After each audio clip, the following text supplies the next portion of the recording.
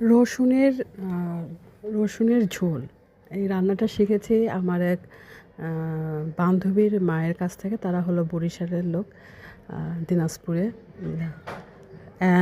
তার ভাইয়া হোস্টেলে থাকতো, হোস্টেলে না মাদ্রাসায় এই টাইপের থাকতো।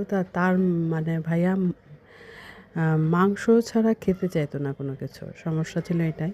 তা প্রতিদিন মাংস দেওয়া তো মানে একটু ব্যাপার, কষ্টসাধ্য ব্যাপার প্রতিদিন মাংস দেওয়া। তা মাঝে মাঝে তার মা তাকে এটা রান্না করে দিত। এটা হলো রান্না হলো কীভাবে রান্না করে। অনেকে আমরা রসুন টেলে মানে কাঠখোলায় টেলে ওটা কাঁচামরিচ, শুকনো মরিচ, ধনেপাতা, একটু কাঁচা পেঁয়াজ দিয়ে বেটে আমরা কিন্তু খাই। ভর্তা অনেক রকমের রসুন ভর্তা করে। এই ভর্তাটা একটু অন্য টাইপের। এটা ইন্ডিয়ান রসুনটাই নিতে হয়। এটা এইভাবে ভালো করে বেছে তেলের মধ্যে সরষের তেল নিতে হবে। কড়াইয়ের মধ্যে সরষের তেল দিয়ে একটু লাল করে ভেজে নিতে হবে। ভেজে ওর মধ্যে পানি দিতে হবে। মানে একটু লালচে লালচে ভাবটা আসলে পুড়িয়ে ফেললে হবে না কিন্তু।